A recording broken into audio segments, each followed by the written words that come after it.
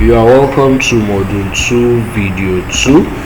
This will be the last video in the theoretical aspect of this training, after which you go ahead directly to the practical aspect. So stage 5 is basically talking about the curing method, or how to allow your resin craft to cure properly.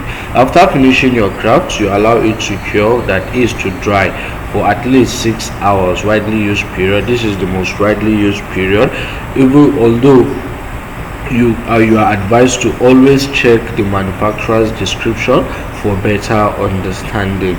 Please, within this period, if possible, don't even allow a fly to come close to your work, or even dust.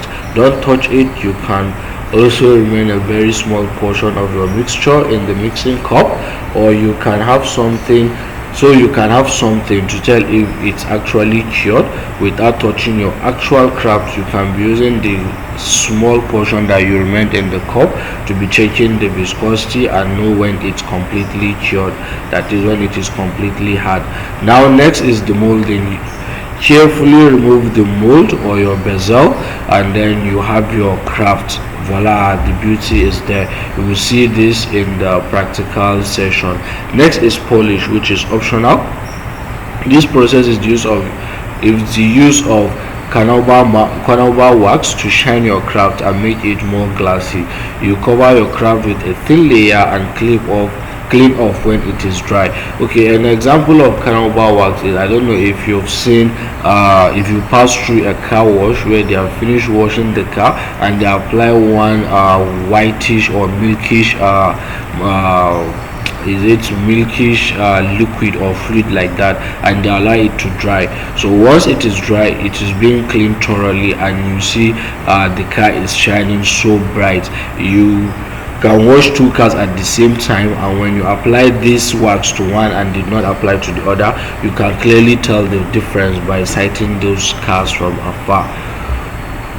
Stage 6 is about the fixtures and the fittings you need to add to your jewelry or pendants or necklace or earring.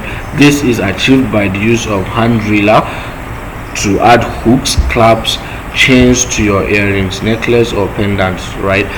There's an auto driller, or let me say a mechanic driller, but it's very hard and it usually spoils small craft, so it's advisable to use hand driller. We'll also be showing you the example in the practical, though most of the molds comes with small pointer that will help you with such holes. But if you are using a mold that doesn't have such perforation or such hole, then the use of hand drill is most preferable and advised. Then the last stage is sanding rough edges. This is the use of sandpaper to smoothen the rough edges after the molding. Always use a smooth sandpaper and make sure you polish that area very well after the molding.